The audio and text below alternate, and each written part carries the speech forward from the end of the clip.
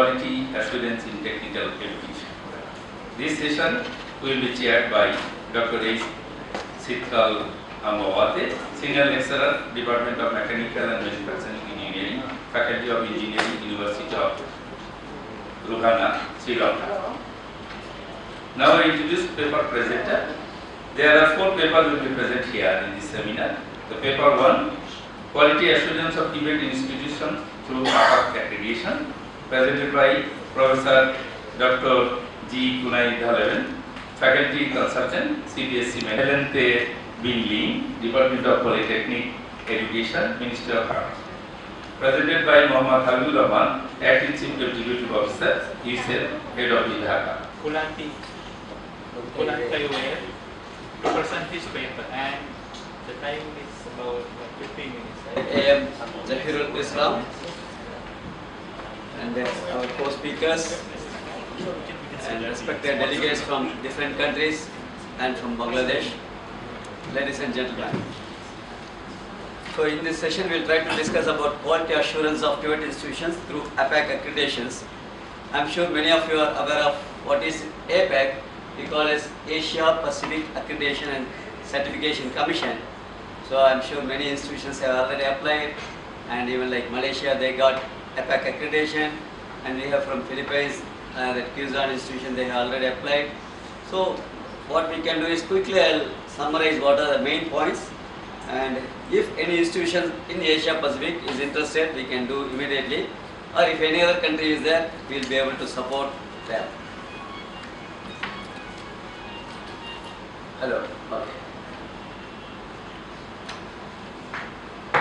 So as you know, because from maybe day before yesterday, the group is discussing about the regional program participants were discussing about challenges of Tibet, and from today morning, the conference group is discussing about the challenges of Tibet, and like just now that Australia, Dr. Hussain was telling, so just like he was telling the example of teller machine, automatic teller machine, so a lot of teller jobs went, like I think Shanshupra was telling, we are going to get like robotics, like even stitching. So we may have a lot of challenges how to get the job, or many people may lose the job. But as per the survey, it is mentioned that potential surplus working age population in 2020 is given. So wherever you can see the green, so that means we have more working age populations. Wherever you can see all this yellow, they are all like aged population. So luckily, especially our Asia Pacific countries, maybe like Pakistan or India or Bangladesh or Philippines, take any country, okay, these countries, they are all having more working population, that is the estimate. And compared to other countries like US, UK, Ireland, Germany, all these countries, we are going to have aged population. So what we wish to say is, we have to make our Tibet students, when they compete, I used to say like they should be ready to face anything, like they have to have good knowledge of technology, what is followed in other countries. Like I was telling about other group that like automatic car is going to come, that is driverless car. So but when you see that lot of technologies are introduced in the car, maybe like GIS or GPS, or like lot of Internet of Things, different sensors is going to come. So we have to develop our students who are capable to work anywhere in the globe. So we have to use this opportunity. But the problem is, you take like India, I can tell, we have something called National Board of Accreditation. Maybe Malaysia, they have like Malaysian Qualification Assurance. Maldives, they have MQA again, Maldives. So each country, they have one accreditation system, and that is also not compulsory. Okay, maybe MQA may be compulsory, I don't know. But some other countries, many countries, at least Asia, I observed, it is not compulsory to do this accreditation. So that is why many institutions, they not at all bother about the quality. Maybe example again, because I am telling about AST or even like Philippines, TESDA, maybe mainly when they want to do like accreditation, like first time when they want to do the approval, they are coming and doing the checking everything. Like inspection we call, like everything you take. The committee is coming, inspecting the facilities, everything, and they do. But after a few years, nobody is coming. Even like after 20, 30 years, they are asking us to apply every year. Just seeing the documents, they are doing that. The officials are not visiting the institutions for many time. So that is what we thought, whether the national level it is done or not, we should try to go for this type of accreditation, at least as a Asia Pacific level. Because as you know, Colombo Plan Staff College is serving all the Asia Pacific countries. Maybe for the newcomers I can just read: Afghanistan, Bangladesh, Bhutan, Fiji, India, Malaysia, Maldives, Mongolia, Myanmar, Nepal, Pakistan, Papua New Guinea, Philippines, Singapore, Sri Lanka and Thailand. So all these countries, we conduct a lot of QA related programs, we do a lot of support. So that's why in 2004 they started this, for others who are not aware of CPSC, 1973 it was started in Singapore, and based on the 1950s the Colombo Plan was started in Sri Lanka. So they started this type of Tibet institution in 1973 in Singapore. So especially Dr. Mangan Park, who was from South Korea, he initiated this concept of APAC. It's called Asia Pacific Accreditation Certification. Why can't we do like that? So slowly they started developing this Asia Pacific accreditation. So this is what is we call Asia Pacific Accreditation Certification Commission, to guide Tibet institution in equipping themselves with internationally recognized standards and systems, to produce workforce with great mobility to move across borders with regionally competitive qualification skills, to harmonize the quality of Tibet in the region and facilitate quality improvement program. So this is the purpose they started, but it was not simply started by CPSC. So there was a conference like this where they called all the quality assurance officials from the different countries. Like 2004 it was there in Seoul, then in 2005 Manila, then again in South Korea they have done. Finally this was formed in 2004 officially, but 2008 it was launched. So it will be like a internationally recognized sign of quality. But if you see here, we can see like different countries we have like NBA, this is what I told. NBA means it's like institution level accreditation in India. And even in India we have something called NAC, that is like program level accreditation. So NAC is institution level. I bet all of you are aware of that, that's also program level. And MQA is program level. But what CPSC we do is institution level accreditation. Okay, this is what is happening. So,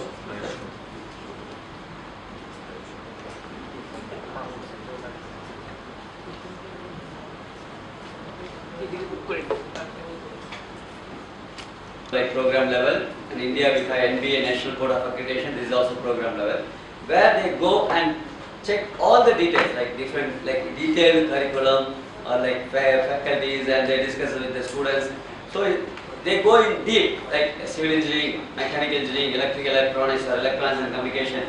But in APAC we do like institution level. So we will be just checking all the facilities, different departments, how it will be, what are the facilities they have, and the total number of faculty, total number of staff, whether they have the good relation with industries, what are the consultancy projects, whether teachers are going for this type of training, all these things are taken care. So remember, APAC is for institution level accreditation, and this is just like voluntary process. CPSC or APAC never compare anybody. Just when we see somebody, we can say like this: if you are interested, you have to send a mail to CPSC. Then we will be sending the applications, all the details we will be sending, and when we send that, you can see all these things. We will be giving all the forms where we are using 7 criteria, like governance and management is 46 points, teaching and learning is 120, faculty and staff, where especially human resources, was 74 points. Before it was little less. Recently we just analyzed and we changed these weighted points. Image and sustainability 50 points, other resources 110, support to students is 50. So totally 500. So remember, we use 7 criteria. Out of this, if the institution get above 300, it is called bronze level. 300, 1 to 400. 401 to 450 is silver. 451 to 500 points means gold. So I am sure most of the institutions, especially like government institutions, they will be eligible, because if you are filling up as per the government norms and if you have the regular filled students, there will not be any issue. I am sure you are doing a lot of projects, students projects are there, you do a lot of consultancy, you can easily get bronze, and silver is also possible if you are maintaining very well. And but gold, now recently the Malaysia started, they are getting like more than 451, and say 8 institutions in Malaysia applied, all 8 applied, got the gold award. Recently India we introduced, only 1 institution we stayed, they got gold, and India more than 20-25 institutions already applied. Because I was having a chance to meet the Minister of Human Resource Development, we discussed with the Secretary. So now the Minister of Human Resource Development has sent letter to all the Chief Ministers of the states and province that whoever is interested who can apply for the APEC. So now all the polytechnics, or that is the Government of India sent letters to the polytechnics to apply for this. So now many inquiries we are getting, hopefully we may get more institutions. So this is the process, okay. We are not compelling, whoever is interested they can just apply. You are going to analyze, all the details will be there. There will be no initial charges.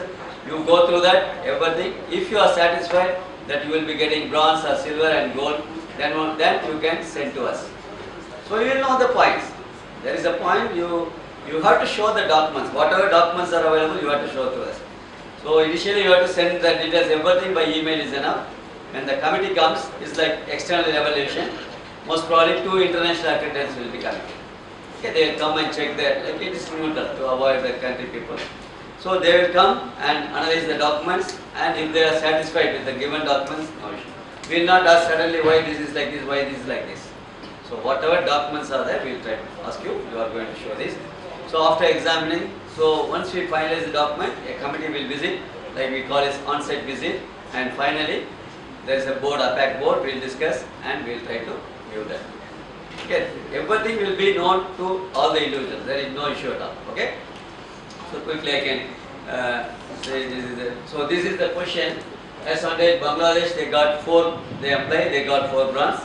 India only 1, they applied 1 gold. Malaysia 8 applied 8 gold. Mongolia also we have 3 silver and 1 bronze.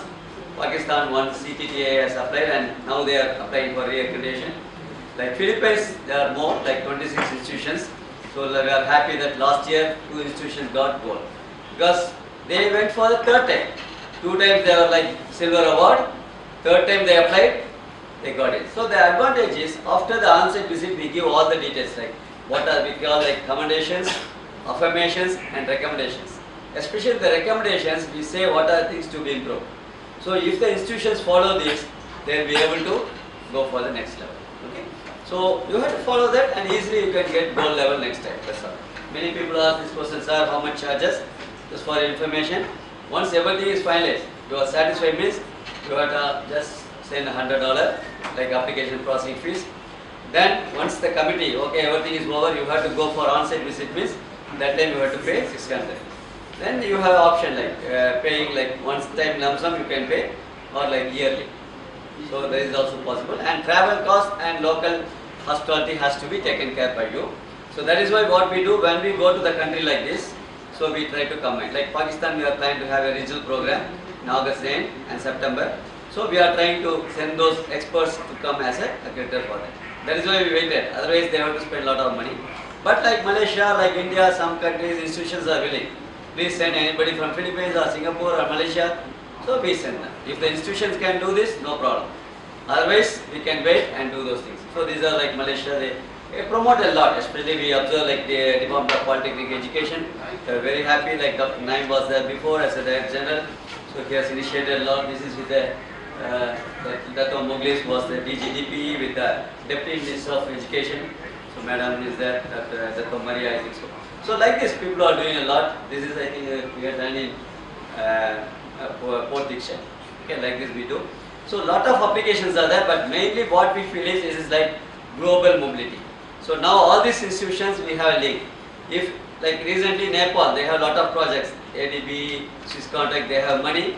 They are asking us for the study visit of the official to different countries like Philippines or India, Sri Lanka, Malaysia, they are requesting. We just send a mail, they support. And every money will be paid by them. So like this, and we are trying to have like faculty and student exchange. So we are like Malaysia is already ready. Like if somebody wants to come from India or Philippines, go to Malaysia, stay for 1 week or 1 month, they will take care of all the local hospitality. Only the transport, the institution or individual has to. For example, assume my son wants to go to Singapore, I am ready to Spain. The local hospitality will be taken care of. So like this, like Philippines also we discussed, they are ready. That is why recently we formed this type of thing called Association of APAC Activities. All these 42, 44 institutions are members of the association. Like you have IDB, this is we call as AAA, where we have done one in Malaysia. Recently we have done in Malaysia. One was in Manila, this is in Malaysia. So people can go and share the data. So this is the idea. And we have all this instrumentation, manual, secretary's manual, everything. Okay, this is the idea. So just finally I am telling this is a voluntary process.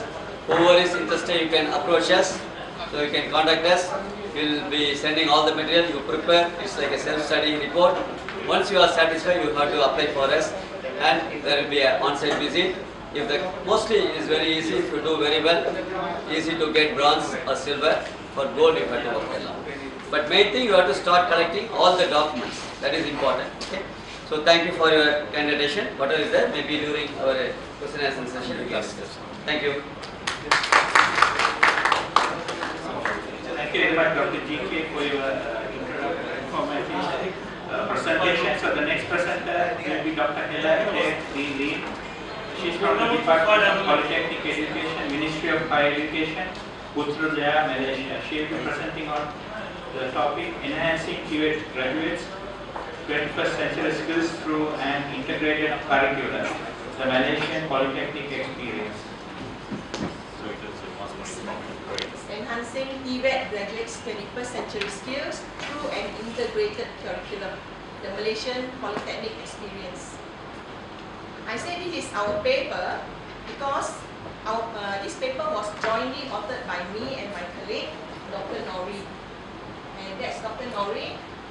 Dr. Nori was supposed to be here to present the paper, but due to unforeseen circumstances, she cannot come. So that's why I'm taking her place. She sent her sincere apologies. Now, over the past 2 days and in all the plenary sessions, you would have heard the recurring theme in TVET today, that is, to be globally competitive, quality TVET graduates must acquire and demonstrate certain attributes. And if we have been listening to all the speeches, we find that these attributes are called 21st century skills. And these skills include the ability to communicate effectively, the ability to think critically, to solve problems, to work collaboratively, to engage in lifelong learning, and the ability to innovate. But the big question is, we know all this as educators, we know all this. But the question that we want, the answers that we want is, how then do we do it? How can we facilitate our students so that they are able to communicate effectively? How can we nurture them so that they can solve problems, right? So this paper that we are presenting, we hope that we can share with you one of the initiatives that the Department of Polytechnic Education in Malaysia has undertaken for some of the programs, for selected programs, that is the CDIO approach. My presentation will follow the following points. So I will be presenting a little bit about the context for the TVET context in Malaysian polytechnics, a little bit about the background of the problem, CDIO and integrated curriculum, the Malaysian Polytechnics integrated curriculum models, the implementation of the models in selected programs, and then a summary of the findings, and finally what we can learn from it. Now this is just to show you the location map of the 34 Malaysian polytechnics. You can see that it is spread all over Malaysia, both on the West Malaysia as well as East Malaysia. Now these 34 polytechnics are made up of 3 premier polytechnics, 26 conventional and 5 metro polytechnics. These 34 polytechnics actually offer, I think, 116 programs at the degree level, at the advanced diploma level, at the diploma level, and also at the certificate level. And all the 116 programs subscribe to the Malaysian qualification framework, as well as are subjected to the quality assurance and accreditation standards of the Malaysian Qualification Accreditation Agency. Now, in line with the Malaysia Higher Education Blueprint 2015 until 2020, the polytechnics have taken the initiative to enhance the recognition of polytechnics. So that is our main intention. And one of the initiatives that we have undertaken is to get accreditation internationally. And as Professor GK has already mentioned earlier on, since 2013, 8 of our polytechnics have obtained APAC, APACC accreditation. And in 2016, that was last year, 2 of our programs, the diploma in electrical engineering and the diploma in civil engineering, was accredited by the Dublin Accord. Now, with this accreditation, Dublin Accord, the implication is our graduates are now able to further their studies in any of the countries that are under the jurisdiction of the Dublin Accord. So it increases the mobility of our graduates. And the latest accreditation that we received was one of our polytechnics, that is the Polytechnic Ungku Omar in Malaysia, received or was given the status of a CDIO institution. Now this is very special because in Malaysia there are only 3 CDIO recognized institutions. One is I think UITM, and the other one is Taylor's University, and PUO, Polytechnic Ungku Omar, is the third one. Now this is a prestigious international recognition because this places the Polytechnic in a global CDIO network of about 100 higher education institutions, one of which is Massachusetts Institute of Technology. So among the engineers, you know that MIT is world recognized for their programs. So the question in our mind is CDIO. What is CDIO?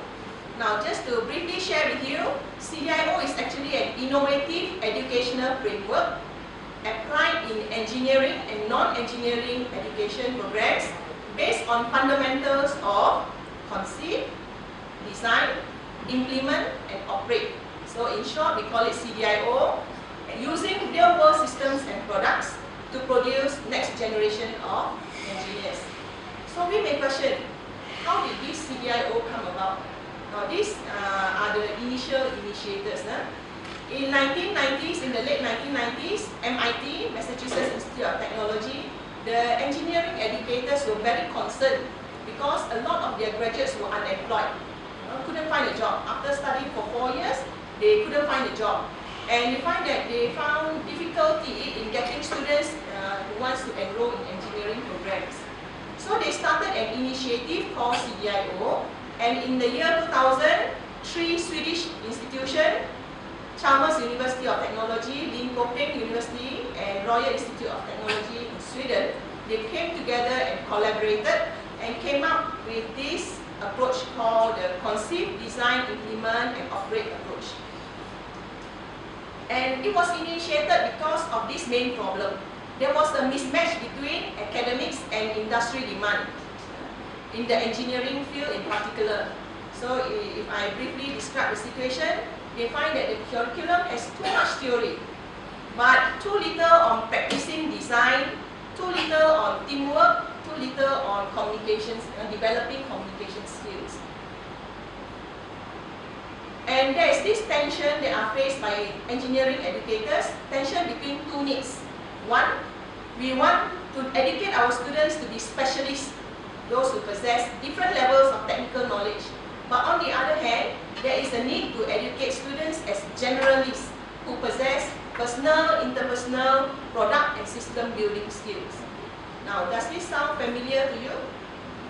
I think most of our TVET curriculum faces the same tension. We try to want our students to have technical skills, but at the same time, you want them to be good communicators, you want them to have good attitudes, and so on and so forth. So let me encourage you, my friends, don't be discouraged. The same problem is faced by MIT.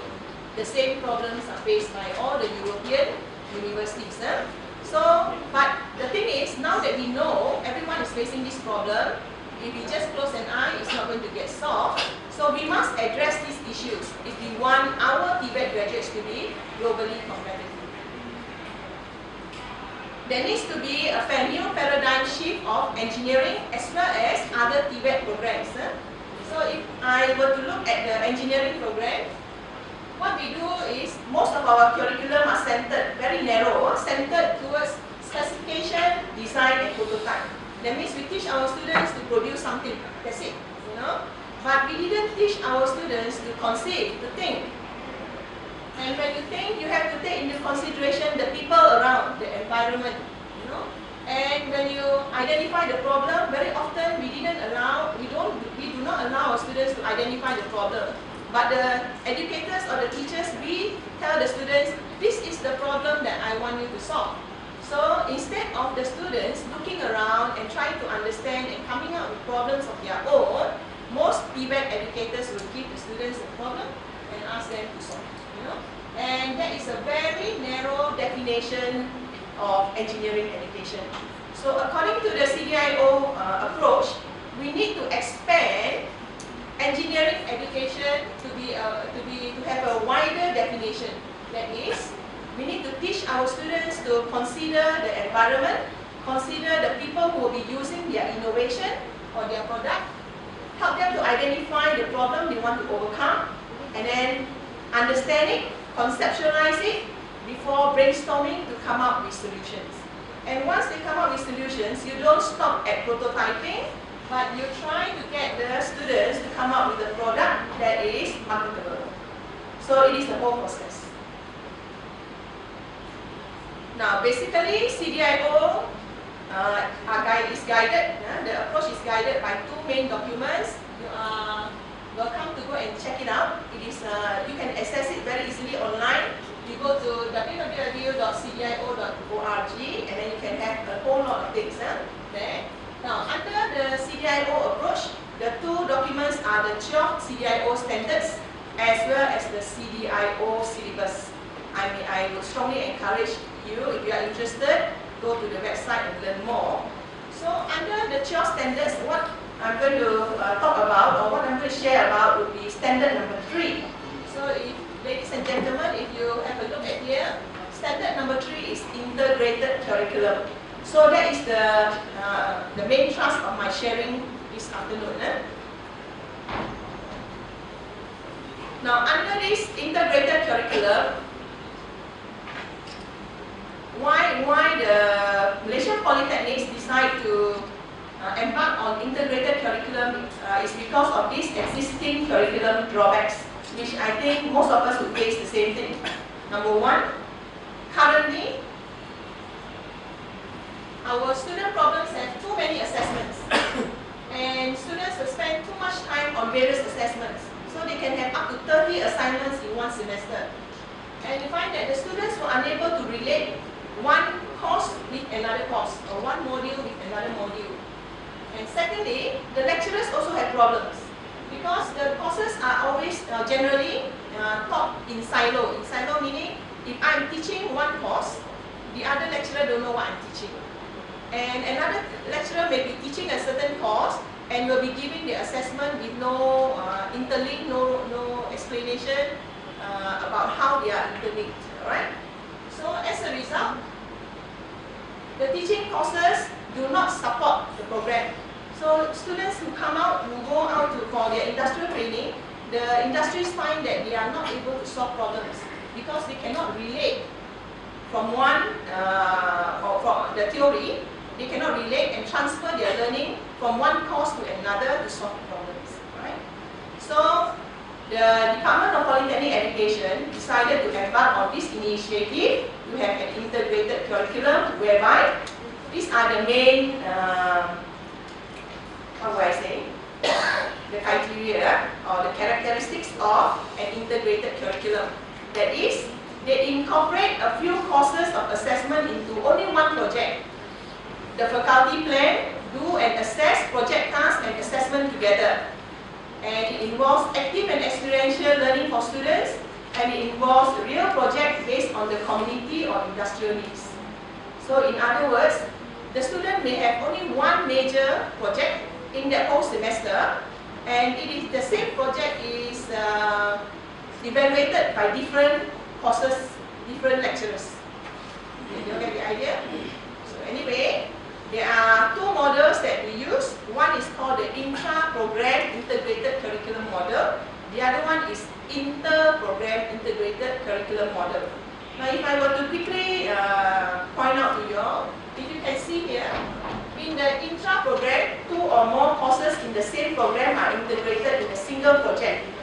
So here you have, in the Department of Food and Chemical Technology, there is this program, Diploma in Chemical Technology. There are actually 5 courses, 5 different courses offered in the same semester. But each of these courses can support the other courses, and throughout all these 5 courses, they have only one project. And that will be the oil and fat product development. So students will have to come up with an oil and fat product, but statistics will help them to analyze the results of play. Surfactant chemistry will give them an idea what they can do, how they can emulsify the fat. Project 1, conceive, design, proposal, research methodology will support identification of the problem, brainstorming of ideas and how to find the solution. And English will teach them how to communicate the results of their study. So in other words, these courses are all taught by different faculty, different staff, different lecturers, but there is only one project. And each of these lecturers will then assess certain aspect of the project. For example, the statistics lecturer will want to look at the results of their statistical analysis. The surfactant chemistry will see how it is applied. The project will look at the project paper, project brief. The oil and fat development will look at the process of developing the oil and fat product. And finally, communication will help the students to prepare posters and paperwork for them to go out and participate in competition. So,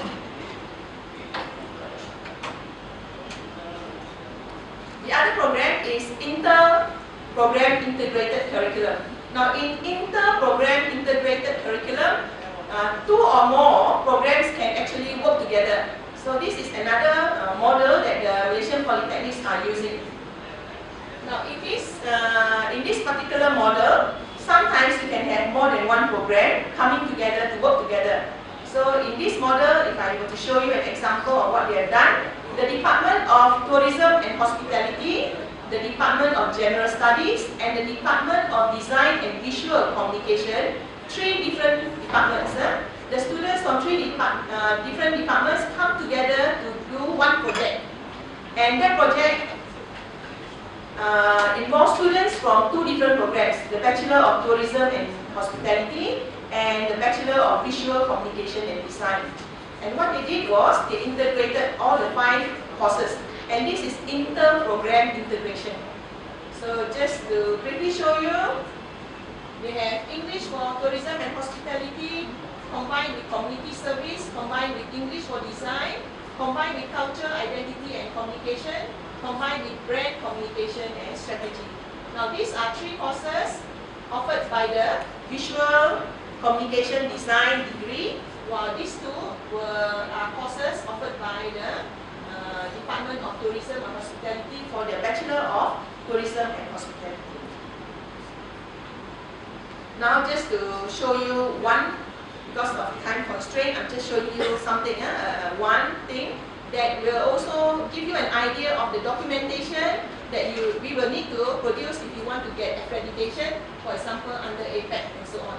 This will be very useful for you to showcase, alright? So for example, this is an intra-program integrated learning experience encompassing Standard 7, Standard 11 as well as Standard 3 integrated curriculum for the Bachelor in Civil Engineering Technology. Now what these students did was, again, the few courses in semester 3, semester 5 and semester 7, they have courses that are integrated. Out of these 3, I'm going to show you only one. Right?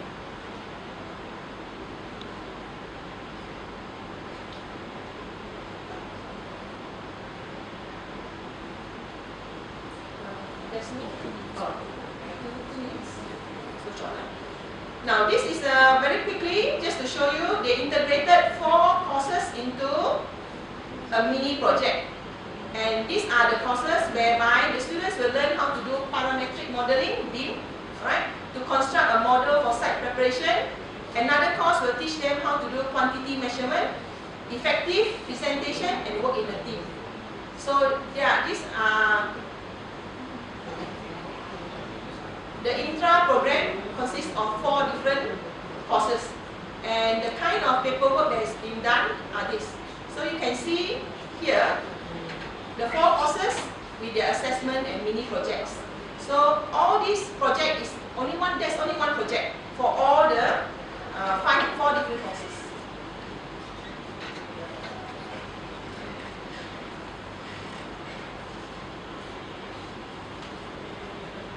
Now this is yet another integrated curriculum project. Here you can have a few of these courses coming together. And you can see that in the paperwork or in the curriculum, it is specified very clearly. You will have at the end of the project, students will be able to collaborate in a team. And how do they do it? Is actually specified there. And then present, and where you instill or nurture creativity, communication, and critical thinking. These are note of guidance, even the project. So all these are documentation that has to be prepared. And this will be the rubrics that how you're going to evaluate the students' project. So you have different lecturers will have different rubrics according to the requirement of their courses. And the result of which is, this is the first batch of the Bachelor of Civil Engineering Technology graduates. 100% of them were employed upon graduation. So that is how effective this approach has been for this particular course. Now, as we have heard before, the measure or the criteria or the indicator for quality TVET graduates will be employability rate. And this one has obtained 100% employability. So there are a few more examples which I won't be showing you. Very quickly, I'm just going to go through this. But if you are interested, you can always come and talk to me, and I will be happy to share with you all. This is how we do our curriculum, integrated curriculum, and it is specific. Because in CDIO, when you ask the student to think critically, you have to teach them how to think critically. When you ask the students to work together in a team, you have to teach them how to work together in a team. So you have to demonstrate. If you want the students to brainstorm, you have to teach them how to brainstorm. You don't just ask them to brainstorm and then you expect them to brainstorm. So in this instance for CDIO, you have to implicitly and explicitly teach such skills to our students. If you want to teach them communication skills, you need to teach them how to have eye contact, how to throw out their voice, how to present a poster, how to prepare a poster. And all these are the skills that we actually teach our students. And we do our learning outcomes mapping, assessment tasks, and so on. So finally, just to close, these are the findings. We found that our students actually saw the relationship and relevance between different courses that we are learning in solving real-life problems. And we find that they enjoy learning because it is very active and experiential. They focus on only one project instead of many different assignments. Now teachers, some of the findings that we found, they were forced to work together, but in a good way, because they are no longer working independent of one another, in silo. They were able to kill many birds with one stone. So those lecturers who are involved in integrated curriculum, they were very happy, because at the end, they meet their curriculum requirements, they meet the institution's KPI, they meet the institution's CSR. CSR is community service. They nurture 21st century skills in their students, and they are able to come out and present papers like what I'm doing now. Additionally, there are more interaction between students, lecturers, industries, and community. And we find that employability rate increases, and many of our student projects manage to win competition, the awards in competitions. So this is my sharing for today, and I hope that what we have done in integrated curriculum will be something that all of us can actually try wherever we are. You need to just start small, you need to start big, start small, document it, and we believe due to the positive outcomes, student outcomes, it can actually contribute to the pedagogy in helping our students obtain 21st century skills. Thank you very much. Thank you very much, Dr. Helen, for your wonderful presentation, and was I think very useful for the audience since you discussed many things about the curriculum design. So next we will move to the next presentation. So it will be done by Mr. Muhammad Habibur Rahman. He is the acting Chief Executive Officer of the USEP Head Office Dhaka. So he will be presenting the paper on process-based vocational skills training curricula for productivity improvement and the decent employment, an innovative approach of UCEP TVET program. So over to you. Thank you.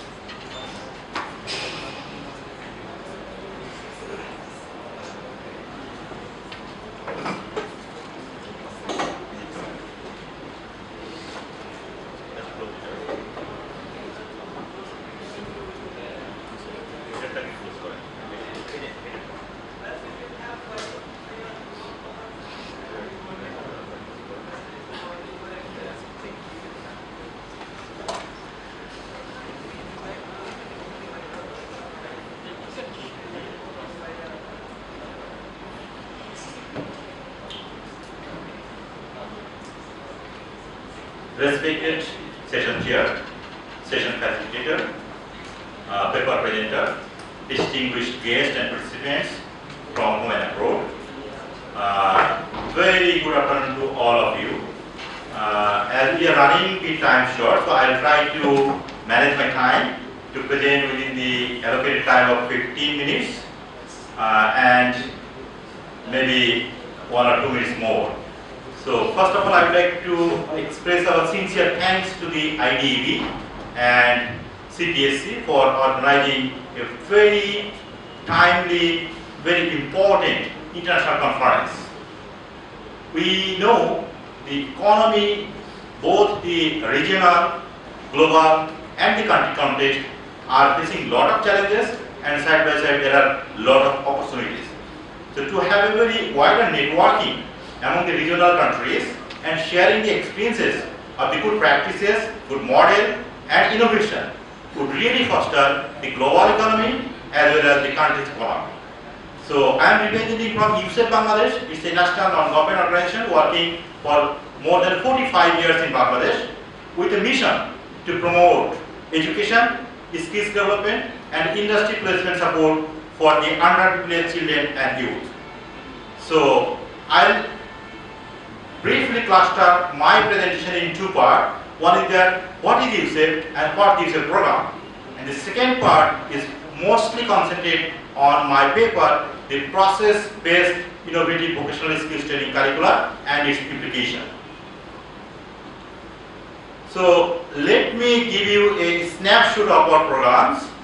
That USEP Bangladesh is implementing a demand-driven industry vocational skills training for the youth of Bangladesh, and this is forward linkage by the industry, collaboration and networking, and this is also backed by an education program, because you understand that if someone has to have some kind of skill or aptitude to work, he must have some kind of knowledge. So this knowledge can be built by supporting education.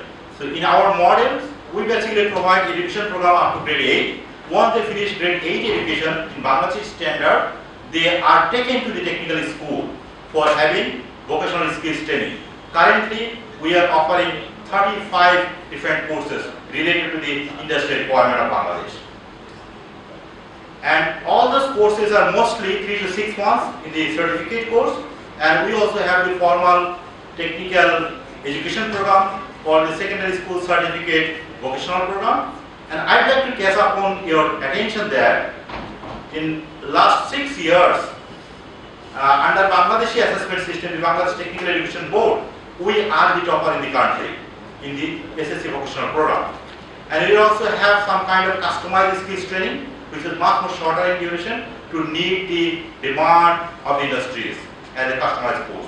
And we are also affiliated by the Bangladesh Technical Education Board to offer competency-based training and assessment services as well as recognition of prior learning services.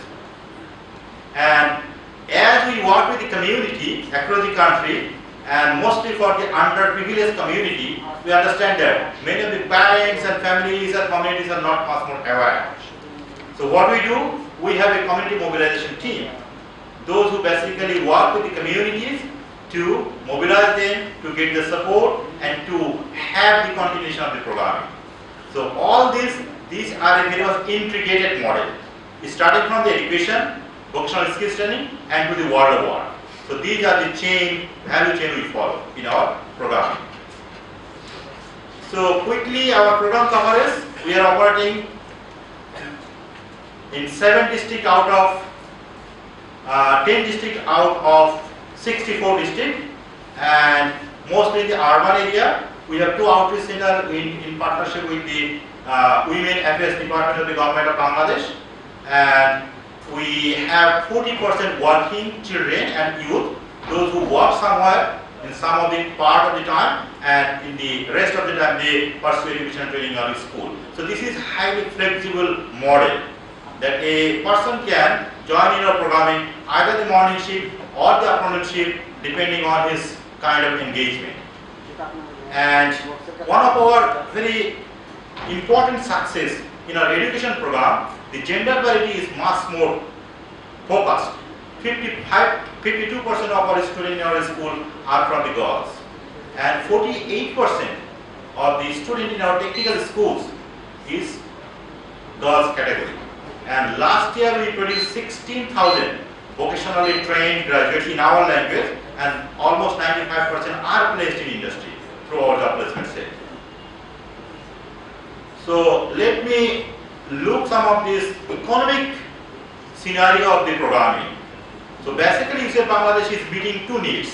One is that the underprivileged community needs some kind of livelihood development services. So by providing education, by providing vocational skills training and linkage to the industry, that purpose is being fully served. On the other side, particularly in the demand side, if you look at it, the industry of Bangladesh is looking highly skilled workforces. So we are supporting for the industrial development of the Bangladesh by providing skilled human resources. So we basically working for meeting these 2 particular needs. And if we just look the economy of our programming, then on an average, the program cost for a 3 to 6 months vocational skills training, which stands for Bangladeshi Taka 20,000, and even in dollar, which is roughly 250 or 240 US dollar. And once he or she finish this program and join into the world of work, the starting earning is around 7,000 Bangladeshi Taka. So, which is roughly around near about $100. So, in terms of the economic comparison, within 3.5 months, the direct investment can back to the beneficiary. So, these are the economic of the scale and economy of our programming. And a few of our impact is that, if you know, almost 80% of jobs in Bangladesh are related to the informal economy. So in informal economy, I hope many of are very much aware in your country context that these are not highly organized, not regulated, the compliances are not taken care. In Bangladesh, almost similar situation exists. So any kind of job to the decent job, this is the transformation we are claiming, we are attaining through this service. And also another transformation is there from informal sector to the formal sector. The graduation happening from informal sector to the formal sector. As I told you earlier that around 40% of our students are somehow engaged in the informal sector.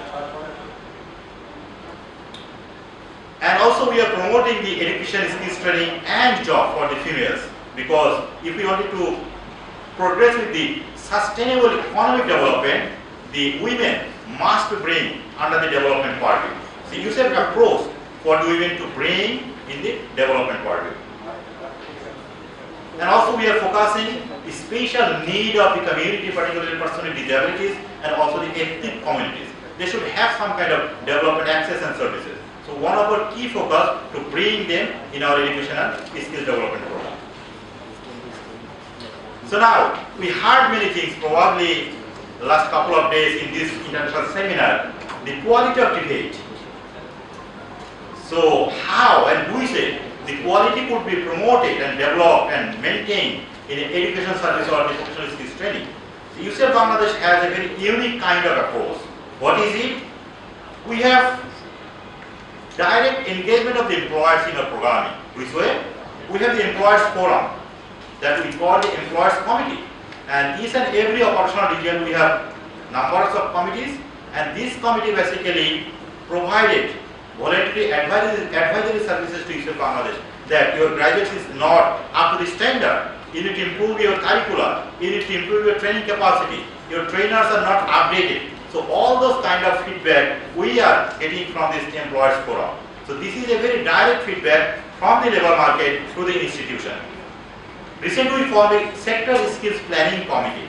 So as I told, we are working with the 35 different courses, and these courses are related to large number of industrial sectors. So we specifically form some of the sector skill planning committee. This is an exclusive platform. So they basically engage with us for reviewing our curricula, the learning materials, training facilities, so that we can upgrade as per need of the industry and the economy.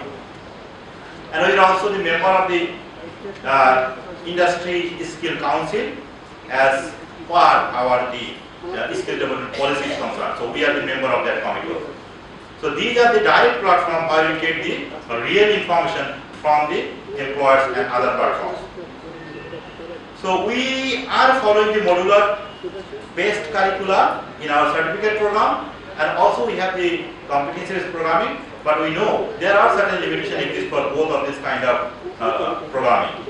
So considering all those constraints, recently we do some kind of internal resource, having a wider consultation with the employers, and we just design a innovative process-based curricula. What is it? I'll just tell you a bit later.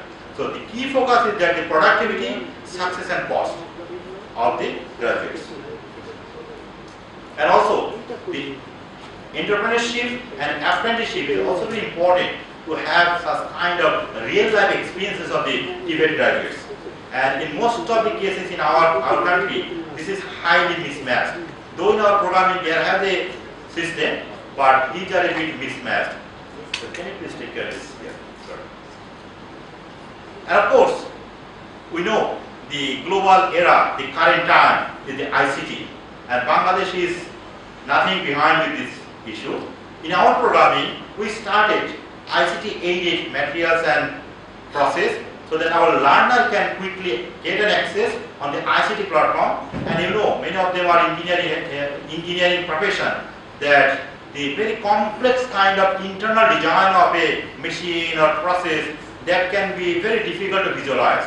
But with the animation of the ICT platform, with the introduction of the ICT based material, we can easily, clearly demonstrate the effect and the process to our learners. So we are acquainted with the ICT aided material. And of course, the trainees capacity and quality, the education attainment is also very important.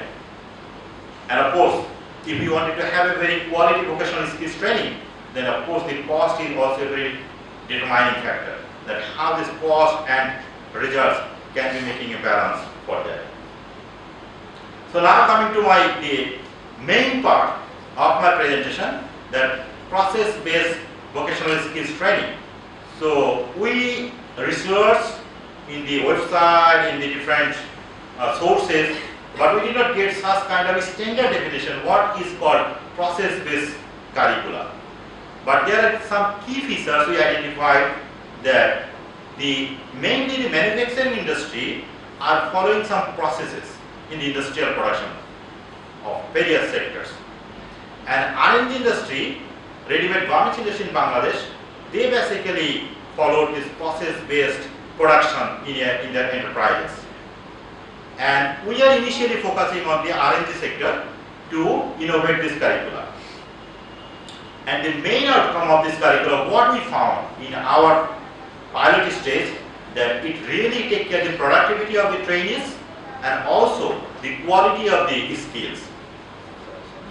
And we started this piloting back in 2015, and last almost 1.5 years or so, we got very good result in terms of the productivity improvement as well as the quality of the skills development. So we tried to define this process-based curricula as a working definition. A process-based curricula is mainly focused on outcomes of learning. The structure of process-based curricula follows output standard of industry process with main concentration on productivity and quality. And the process is directly linked and involved with process time and process follow, individual process work efficiency, and knowledge and skill and aptitude. So there are the modular curricula what we are following. Of course, the modular curricula is taking care of the learnings, outcomes, learning units, and of course the objective, content, teaching learning methods and strategies, and all forms of assessment. So these are the some kind of working definition we just said for working in our system. And few of the key objectives attained and trying to attain by this process-based curricula, that it accommodate demand of the industry and its processes to be accomplished by an individual operator in the industrial setup or the technicians. Create a proficiency-based skills training system that allow the trainees to demonstrate their expertise on individual processes with regard to skills, knowledge, and aptitude.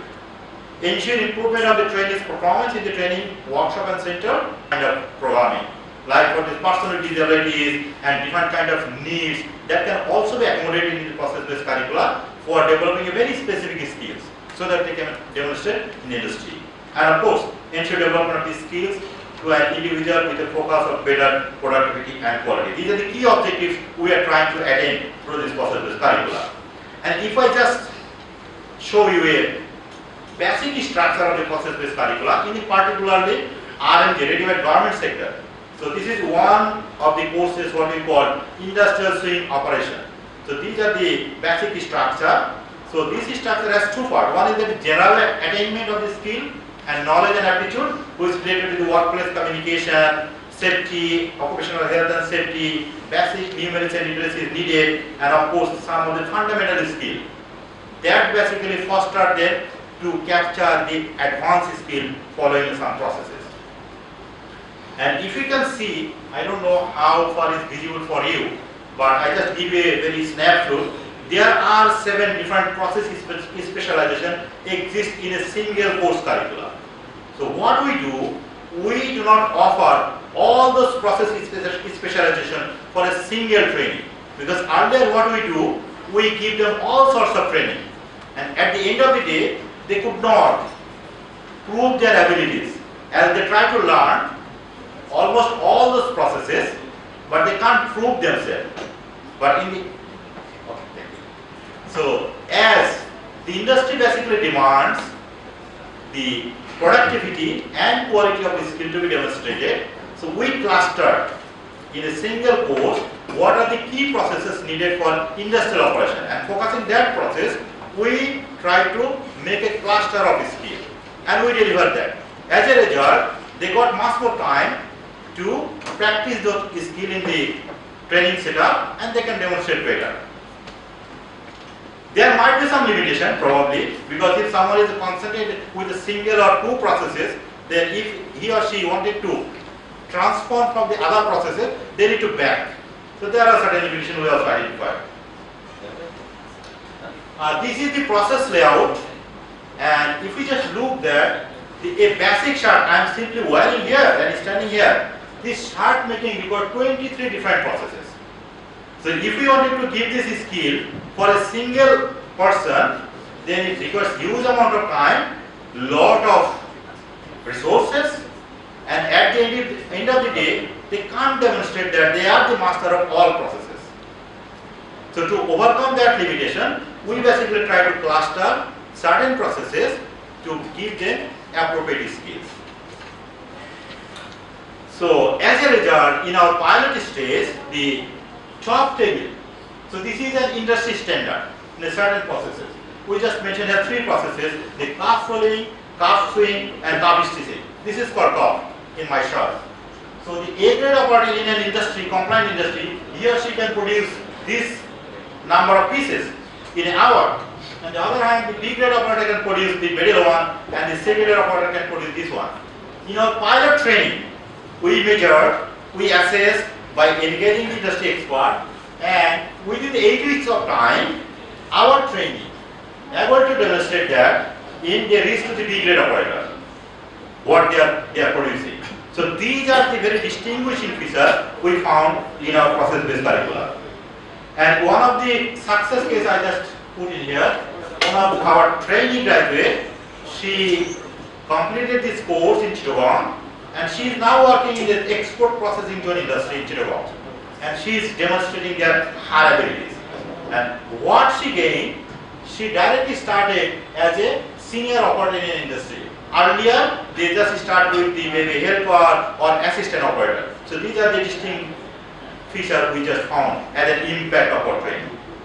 And now to my last slide as a recommendation. So we believe that from our learning that, and yes, we expanded this process-based curricula not only in R&D, in the electronic sector, because the electronics industry also follow the process-based manufacturing system.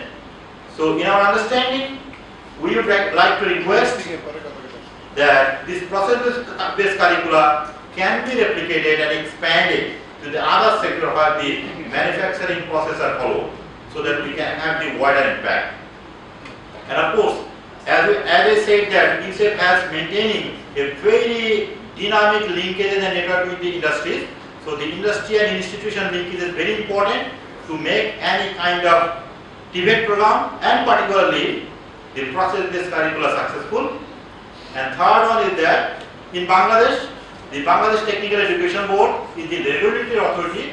They should take care the success of this model for replicating and innovating and integrating in their process. So thank you very much for your kind and passion sharing. If you have any question, then you can. Thank you very much. Thank you.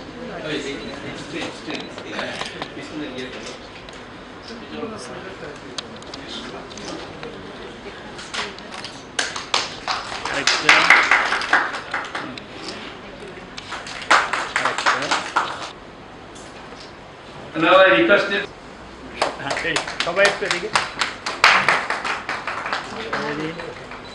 of the problem. So today we had the payment team on quality assurance of TVET. First, the Dr. GK, he was talking about the PAT system, how it was done and what are the requirements for that, and also as we discussed the last 3 days, what are the threats we face in the TVET sector and how to convert the threat into a strength or opportunity by shifting and by also acquiring different skills. And also he presented the status about the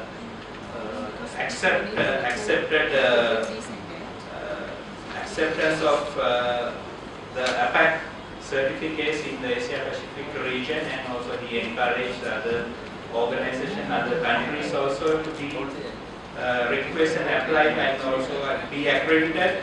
And then we had a presentation from Dr. Helen so on the enhancing of TVET graduates, the 21st century, the skills with the integrated curriculum. So it was a different, new approach kind of a thing. So she talked about the skills which are required for thinking, communication, solving problems, work collaboration, lifelong learning, which are required for a TVET graduate to have. And also she explained about the Malaysia has got the accreditation by APAC, and also the CDIO network. It was innovative one and a new one for, I think, as far as I am concerned. So it's very much benefited me, so that we can also go home and also read. I think the materials also will be available, on the internet, so anybody can go there and study further. And also she was talking about the new paradigm of engineering and with an example of how it is done and how it is done. And finally, Mr. Muhammad Habibur Rahman was talking about the process-based vocational skills training curriculum for productivity improvement. As we observed during the afternoon session over there, so at the second floor, right? So I think the Bangladesh, Mr. Hamid was presenting about the productivity levels of different countries, and he emphasized that the Bangladesh also should increase their productivity. So, and Mr. Rahman also mentioning that how to increase the productivity by different approaches, how it is done. He talked about the background of the situation and using the approach to increase productivity, and also about the process-based curriculum, need of apprenticeship, need of improvement of ICT skills, training capacity to learn and other things in order to which will enhance definitely the productivity of the graduates as well, to increase the productivity of the TVET system. So I think that is a basic summary of what I have found from this presentation. So I once again thank all the presenters. Right, so you did a wonderful job, very informative session, and also the audience, right, so with their patience and their listening skills, and also the question you raised to the panel, and also as I mentioned, the material will be available also online, so you can go home and you can surf anywhere and get more information. Thank you very much.